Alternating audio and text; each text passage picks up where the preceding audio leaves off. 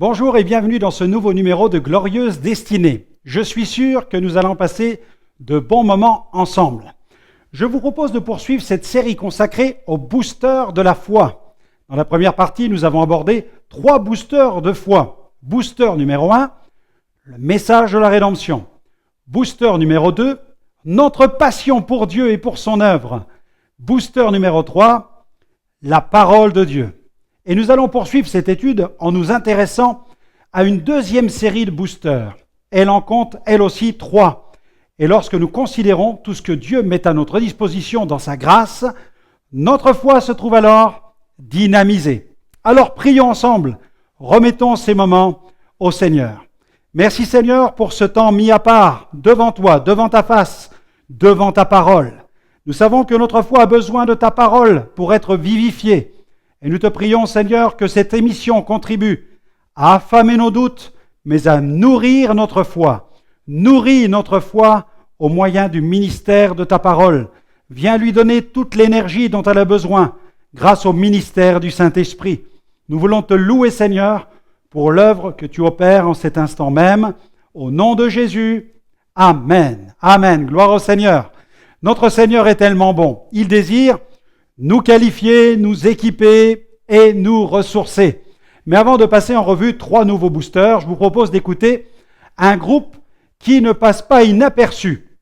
Il s'agit d'Heroic Nation, qui nous chante Révolution. Révolution. Alors accrochez-vous, car ces jeunes en envoient, comme on dit.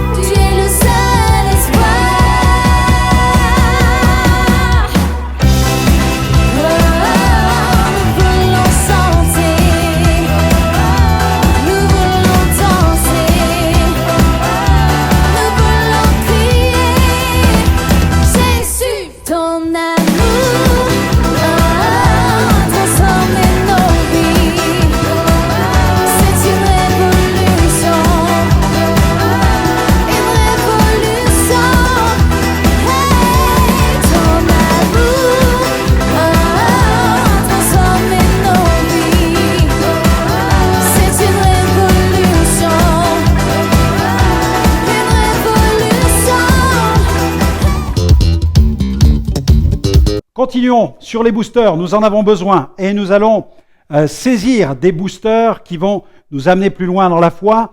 Le booster numéro 4, je l'ai intitulé « Les manifestations surnaturelles », les manifestations, les miracles. Certaines personnes se sont converties parce qu'elles ont vu le Saint-Esprit agir d'une manière surnaturelle dans la vie de quelqu'un. D'autres, par contre, ont été touchées personnellement dans leur propre corps. Elles ont vécu ce qu'on appelle une guérison divine. Et si ces personnes n'avaient pas été confrontées directement à la dimension du surnaturel, il est peu probable que leur cœur aurait basculé du côté de la foi. Le miracle leur a donné, je dirais, un bon coup de pouce. Les manifestations surnaturelles sont de véritables boosters de la foi. Mais il est étonnant de voir comme le côté miraculeux de l'Évangile peut générer des débats dans les milieux chrétiens. Il y a les chrétiens que je qualifie de sceptiques, qui, comme beaucoup à l'époque de Jésus, doutaient des miracles que le Seigneur faisait. Certains disaient même que Jésus accomplissait ces miracles par la puissance du démon. Et puis il y a tous ceux qui poursuivent le miraculeux et qui produisent des miracles tirés par les cheveux. Ils sont insatiables de sensationnalisme.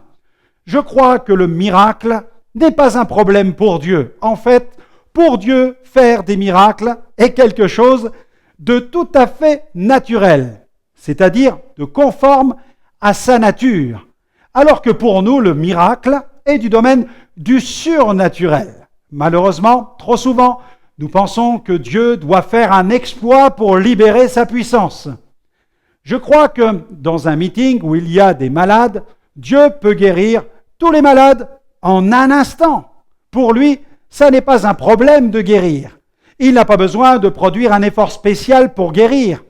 Il lui suffit d'ordonner pour que des manifestations surnaturelles prennent place. Il est Dieu, et puisqu'il est Dieu, il a tout pouvoir. Mais alors, si c'est aussi facile pour Dieu de guérir, pourquoi ne guérit-il pas tout le monde tout le temps?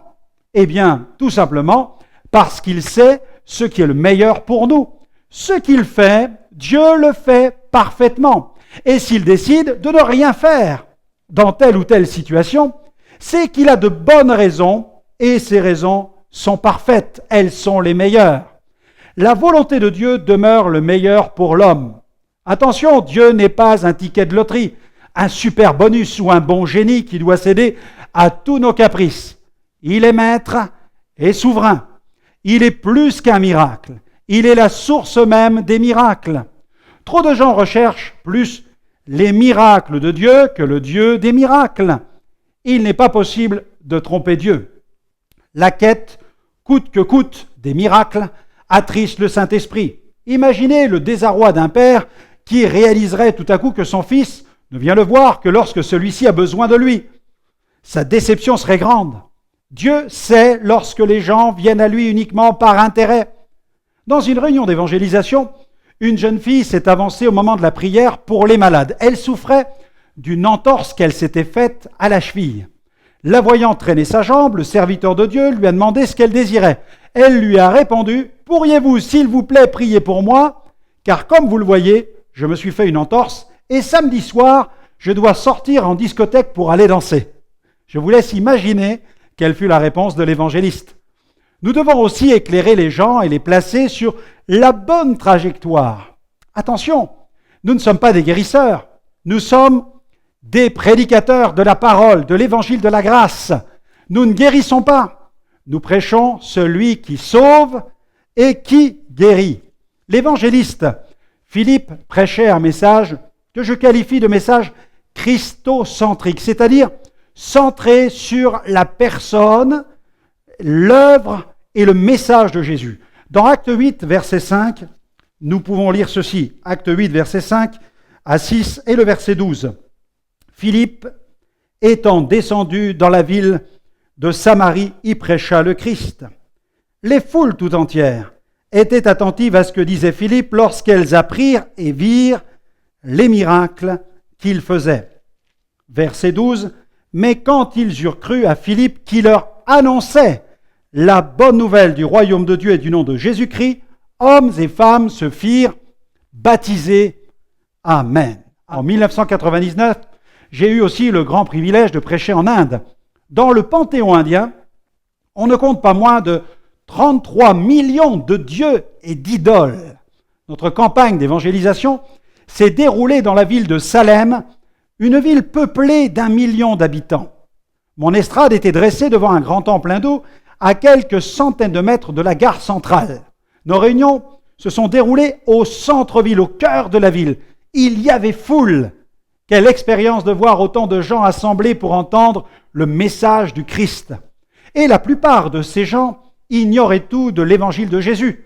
Et là, debout sur mon estrade et haranguant la foule, je me demandais si les Indiens allaient donner une réponse favorable au message de l'évangile.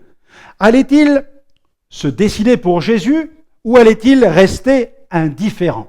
C'est à ce moment que le Saint-Esprit m'a donné une profonde conviction, une conviction intérieure. Le Saint-Esprit a comme parlé à mon cœur en me disant ceci: je vais allumer la lumière dans leurs ténèbres avec des signes, des miracles et des prodiges. Au fond de moi-même, j'ai pensé, le plus tôt serait le mieux, Seigneur. Et soudain, mon attention a été attirée par quelques hommes qui transportaient un paralytique et ils l'ont déposé sur le côté gauche de mon estrade dans la poussière. Et au cours de la réunion, la puissance de Dieu toucha cet infirme qui s'est levé et s'est mis à courir devant la foule, qui, tout à coup, la foule est devenue hystérique. Alors, saisis par cette démonstration de puissance, les Indiens se sont avancés par milliers lorsque je leur ai demandé de se décider pour Jésus. Il y a vraiment des boosters de foi. Booster numéro 5, je l'ai intitulé « L'arsenal de la communion ». Voyons ensemble ce nouveau booster. S'il est vrai que Dieu place devant nous une vie de puissance, il est clair que cette vie ne peut se vivre sans sa puissance.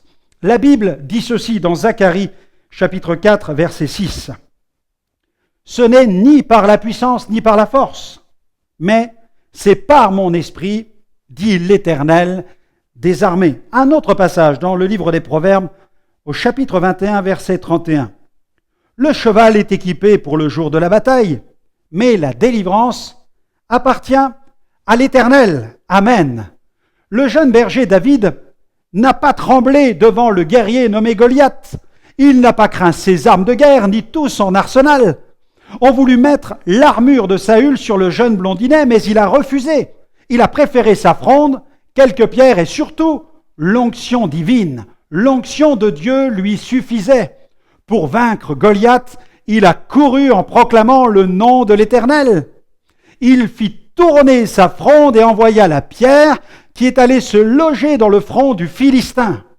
Goliath fut touché mortellement. Il s'est effondré pour ne jamais plus se relever. Alléluia!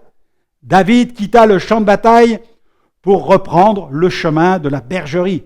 Il passa au milieu des rangs de l'armée d'Israël et David déclara, dans 1 Samuel chapitre 17, verset 47, que la victoire appartient à l'Éternel. Le passage nous dit ceci: toute cette multitude saura que ce n'est ni par l'épée ni par la lance que l'Éternel sauve, car la victoire appartient à l'Éternel et il vous livre entre nos mains.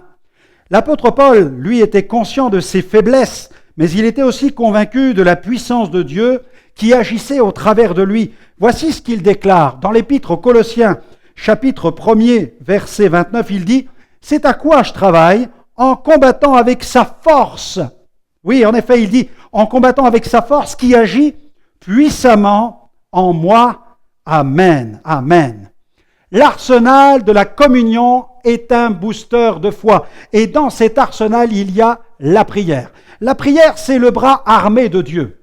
Un sondage a été fait sur le plan international auprès de 1300 leaders évangéliques sur la question de la prière. Et le sujet était le suivant: les 10 premières préoccupations d'un leader d'église.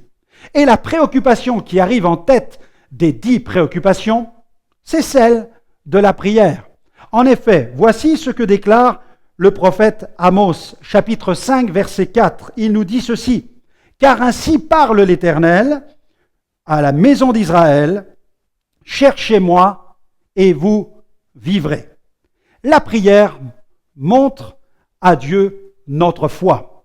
Elle lui montre notre faim et notre soif des choses de Dieu. On va lire un passage dans l'Épître aux Hébreux, chapitre 11, verset 6. Concernant la foi, il est écrit « Or, sans la foi, il est impossible de lui être agréable, car il faut que celui qui s'approche de Dieu, donc par la prière, il doit croire que Dieu existe et qu'il est le rémunérateur de ceux qui le cherchent. Amen. » Voilà ce que Jésus déclare dans Matthieu 21, verset 22, concernant la prière, concernant la foi. Il relie les deux, il dit « Tout ce que vous demanderez avec foi par la prière, vous le recevrez. Amen. » Et dans son épître aux Colossiens, chapitre 3, verset 1, l'apôtre Paul dit « Si donc vous êtes ressuscités avec Christ, recherchez les choses d'en haut, où Christ est assis à la droite de Dieu. » Amen. Plus je prie, plus je fortifie ma foi. Plus j'ai la foi, plus je prie. C'est comme un alternateur. Le célèbre revivaliste Evan Roberts a prié pendant 11 ans, avant de voir le réveil toucher le Pays de Galles en 1904. Et à l'âge de 26 ans, Roberts n'avait plus de temps pour l'amusement. Il priait, c'est ce que nous dit sa biographie, il priait nuit et jour. Le propriétaire de son logement venait souvent voir ce qui se passait chez lui, car Roberts priait avec une voix si forte qu'il pensait que l'homme de Dieu était même possédé.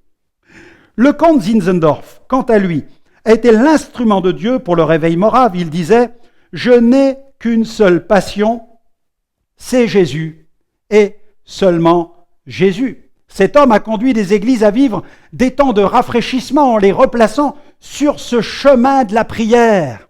Certains témoins ont déclaré que ce mouvement de prière a même duré 100 ans. On a parlé de prière permanente, c'est-à-dire 24 heures sur 24. Des chrétiens se relayaient à tour de rôle pour prier et entretenir le feu du réveil. Charles Finney a vécu de nombreux réveils au cours de son ministère et il attribuait même le succès de ses campagnes à 2 intercesseurs, 2 amis qui priaient continuellement pour lui.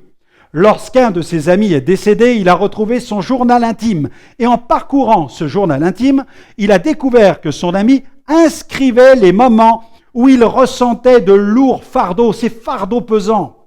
Finney réalisa que ces périodes coïncidaient avec des moments où il avait dû faire face à de grandes difficultés dans le cadre de ce ministère. Le réveil de 1904 qui a eu lieu à Sialkot en Inde n'a pas été déclenché par une prédication jaillissant derrière un pupitre, mais par un mouvement d'intercession. Il s'agit du missionnaire John Hyde, surnommé Hyde l'intercesseur. Il fut l'initiateur de ce mouvement de prière.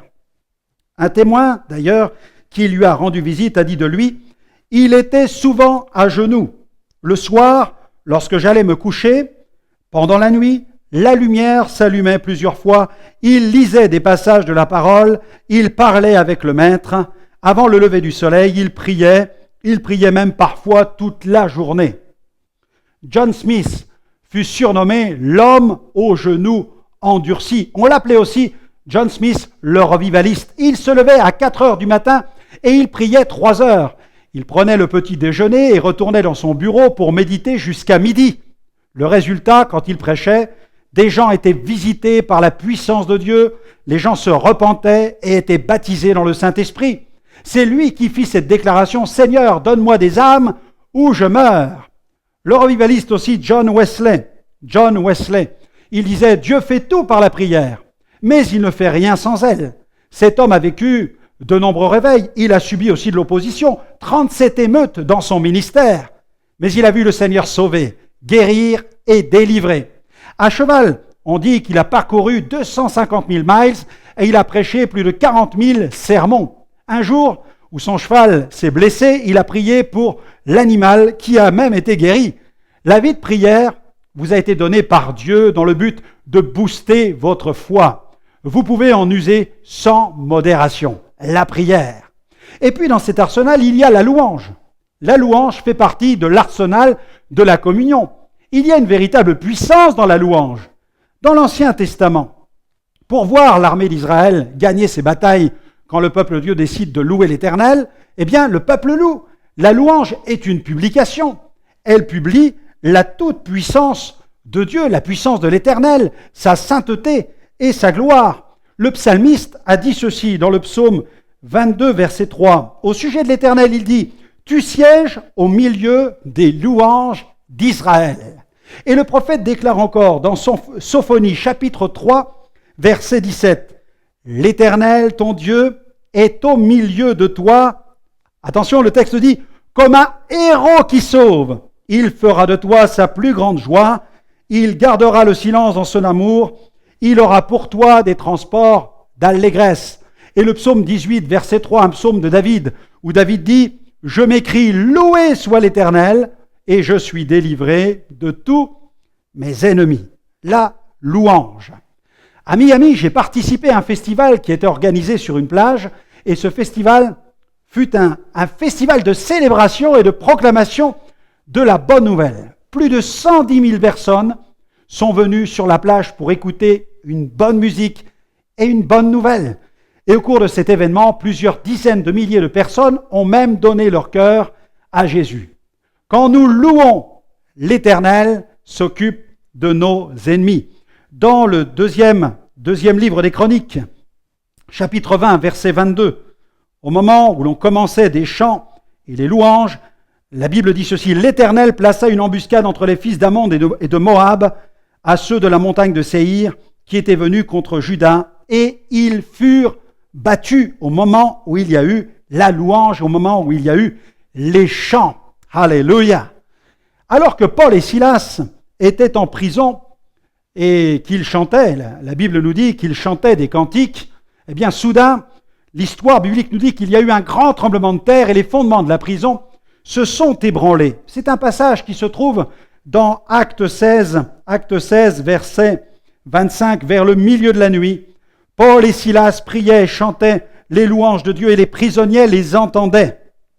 Tout à coup, il se fit un grand tremblement de terre en sorte que les fondements de la prison furent ébranlés. Au même instant, toutes les portes s'ouvrirent et les liens de tous les prisonniers furent rompus. Alléluia! La louange booste la foi. Louez l'Éternel sans retenue. N'adorez pas la louange, adorez l'Éternel. Contemplez la défaite de tous vos ennemis. Le prophète Ésaïe veut nous exhorter aussi. Ésaïe 12, verset 2. « Voici, Dieu est ma délivrance. Je serai plein de confiance. Je ne craindrai rien, car l'Éternel est ma force et le sujet de mes louanges. Amen. » Amen. La chorale de Brooklyn, du pasteur Jim Cymbala à New York, est le parfait exemple de l'impact que peut produire la louange sur nos contemporains.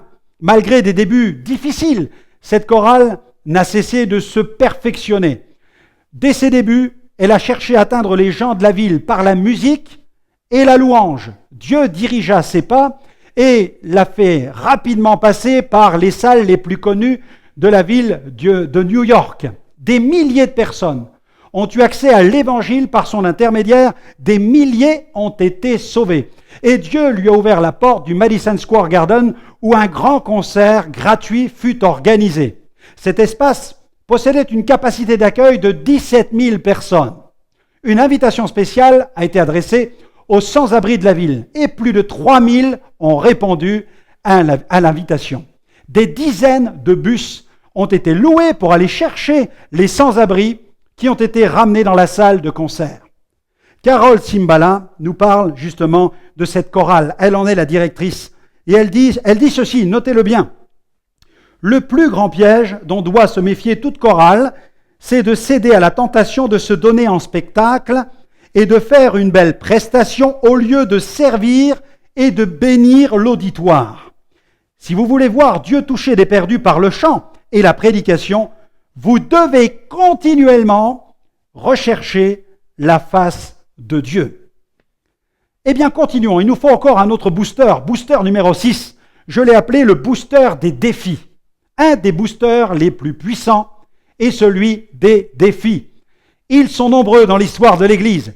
Ces challenges imposés par le Saint-Esprit ont changé la vie de bon nombre d'hommes et de femmes de Dieu. Ces glorieux destins eurent des conséquences sur l'histoire de l'Église et même l'histoire des nations. En effet, des hommes et des femmes, assis dans leur tranquillité, ont soudainement été débusqués par le Saint-Esprit, recrutés et propulsés dans des œuvres préparées d'avance pour faire éclater la gloire de Dieu. Malgré eux, ils se sont retrouvés en première ligne, au front. Ainsi en fut-il de Gédéon. C'est dans un pressoir que Dieu l'a débusqué. Il y battait du froment. Quel curieux endroit pour battre du froment. Quoi qu'il en soit, le Seigneur sait nous trouver où il faut et quand il faut. Dans le livre des Juges, chapitre 6, verset 11, il est écrit ceci: « Puis vint l'ange de l'Éternel, et il s'assit sur le térébinthe d'Ophra, qui appartenait à Joas, de la famille d'Abiézer. Gédéon, son fils, battait du froment au pressoir pour le mettre à l'abri de Madian. » Et au verset 12, « C'est à ce Gédéon que Dieu dit, l'ange de l'Éternel lui apparut et lui dit, « L'Éternel est avec toi, vaillant héros. » Amen. Smith Wigglesworth n'aurait jamais, lui, imaginé que le Seigneur allait l'utiliser pour prêcher l'Évangile et prier pour les malades dans la ville de Bradford. Il n'était à l'époque qu'un simple plombier. Mais un jour, les responsables de l'Église sont partis pour une convention. On lui a alors demandé de prendre en charge les réunions, et il a accepté. À la fin de sa prédication, 15 personnes se sont approchées pour l'imposition des mains. La première personne fut guérie. Le plus surpris de tous fut Smith Wigglesworth lui-même. Cette guérison produit la foi chez les autres malades qui reçurent eux aussi leur guérison. Dieu a pour chacun d'entre nous des œuvres qu'il a préparées d'avance. Il y a pour vous, à votre niveau, un challenge imposé par le Saint-Esprit. Tenez-vous au pied du Seigneur, dans son intimité. C'est là qu'il se révélera à vous et qu'il vous fera connaître tout son plan. En effet, dans sa lettre aux Éphésiens, au chapitre 2, verset 10, l'apôtre Paul nous rappelle cette réalité. Il nous dit « Car nous sommes son ouvrage, et vous êtes l'ouvrage de Dieu, vous qui m'écoutez en ce moment, ayant été créés en Jésus-Christ. » Pourquoi ? Eh bien, le texte dit, l'apôtre l'affirme, « pour de bonnes œuvres que Dieu a préparées d'avance, afin que nous les pratiquions. » Amen. Alors j'espère que cette nouvelle émission vous aura boosté dans votre marche avec le Seigneur. Si vous souhaitez accéder à davantage de ressources, n'hésitez pas à nous retrouver sur notre site internet www.gospelvision-international.com. Vous pourrez y retrouver de nombreuses émissions en replay. Alors, à très bientôt et avec joie dans une prochaine émission. Que Dieu vous bénisse.